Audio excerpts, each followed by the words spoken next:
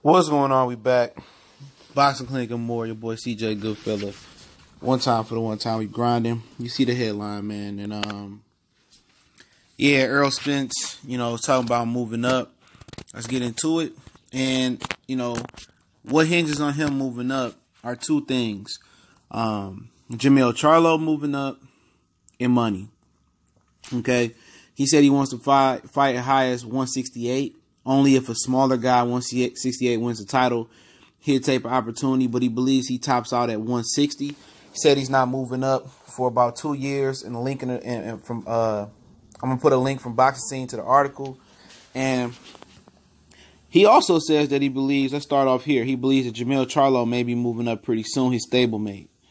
I know Jermell Charlo said he wasn't planning on moving up. He wanted to stay at 54 as long as he could and let his brother rule 160 because he wanted to create some separation between them. He feel like they got joined at the hip by fighting at 54 and 47 for a while. I think mainly 54. And he wanted that separation. So I don't know if plans have changed for Jermell Charlo as far as, maybe the weight, because he is a big 154 pounder. I don't think people notice how big he is. I don't know if things have changed at 154 for him. But Errol Spence said he's expect Jermell Charlo to move up very, very soon. And he says he probably, if the timeline is perfect, he probably has 2 more years at 147 pounds before he moves up to 154. So, yeah. And it'll be interesting. I think you'll see a different type of Spence at 54. And 60, you'll see more of a boxer puncher. He does have the ability to box and be defensive responsible. The fight he fights at 147 is because his physicality dominates all other welterweights. Is why. That's just, it's his strength. He's the most physically imposing welterweight right now. And then he fights that way, as well. But I find it interesting that, he's already thinking about what he wants to do. He already got a timeline.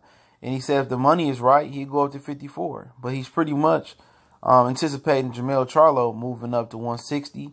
And that'd be interesting, man. Both Charlo twins at 160. Obviously, they probably would never fight like the Klitschko brothers would never have fought. So I would rule that out, But basically, he making it seem like if Jermell fights Jerry Hurd, that he may move up after that if he can't get Jaime Munguia. So, very, very interesting from Errol Spence, man. Very interesting things, man. 2 years. 2 years. That's not bad. I can see him, completing the mission in 2 years of getting Sean Porter, getting Crawford, getting Keith Thurman, and then moving up. You can see that. It's not out the realm of possibility for the young guy to do that, but obviously, I guess that would rule out of Errol and Jermell ever fighting. They sparred together. I think that's good. So they ain't got to split up trainers or whatever. So, as far as how I see, Errol performing at 54, it depends on the crop. I mean, Erickson Lubin in 2 years should be rebuilt. J-Rock probably ain't going nowhere. He ain't going nowhere near middleweight. He going to try to get a title. He should be around. I believe Jaime Munguia is a guy that may move up pretty soon. In 2 years, you can see him at 160. Okay. You can see Sean Porter at 54. Danny Garcia's talked about 54. Keith Thurman's talked about 54. Even though Bob Arum says that Terrence Crawford is topping out at 147, I think he has the ability to compete at 154 pounds. So, and then you got some other young bulls that's down there that's gonna come up. Brian Carlos Castanos, who's a regular WA champion who beat Errol Spence. Lara's talking about moving up to 160. What if he get beat and come back down or just stay at 154 and try to recapture his title after Hurd drops it or whatever it may be. Still a lot of good competition at 54. You can see some rematches at 54. Or you can see if Earl doesn't fight, Thurman or doesn't fight Terrence, you probably can see some of those fights happen at 154. You feel me? So, yeah. Shit can happen, man. But I think a lot of people want to see Earl at 54. I think he fought at 54 early in his career. Sean Porter did. Then gradually came down to 147. You know, he wants to unify 54 as well, too. That's what he wants to do. He wants to unify at 154 pounds. Obviously, he said in 2 years. He says Jermell is moving up. And when Jermell Charlo, you know, Jerry Hurd make the middleweight division great again, you know, wouldn't that be a spectacular Marvel thing to see? Because, I mean, you don't know what's going to happen with Danny, Derevchenko, Billy Joe, Charlo, Triple G, Canelo. But then if you add Jerry Hurd and Jermell Charlo to that division, I mean, that's super dope. You know, the middleweight division ain't been in that fire in a long time. And it will legitimately be minimum places to run for Canelo. It will legitimately be minimum places to run for Billy Joe. Minimum places to run for Danny Jacobs, Derevchenko. You know, that would be something to marvel at. Something really to marvel at. 54 would be something to marvel at if it opens up. You know, Spence, Lubin, J-Rock, Castano. I mean, Jaime Maguire can move up to 162. I think in 2 years, he'd be at 160. You know, think about the middleweight division, man. Even in 2 years, I'm going to say 2 years. You know, if they all move up, think about it. Canelo, Triple G, Jermell Charlo, Jermall Charlo, Andrade, Jacobs, Derevchenko, okay? Jerry Hurd. You know what I'm saying? Jaime Maguire. Castanos fought Derevchenko. He could fight at middleweight one day. You know, that's deep. Ryota Murata. Rob Brandt winner between Murata and Brandt. That division would be spectacular. Very, very spectacular.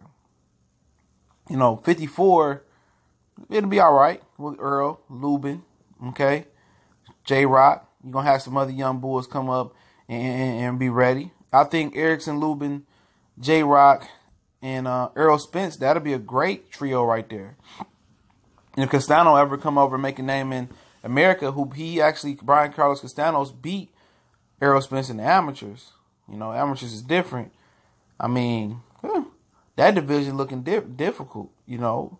Especially if Sean moves up, Danny moves up. Even though I don't think Danny won't be a non-fucking factor in my Kevin Hart voice. But think about that. Think about that. Erickson Lubin rebuild his career versus Errol Spence. And in 2 years, you know, Errol Spence has a 2-year timeline that he's given himself to complete the mission.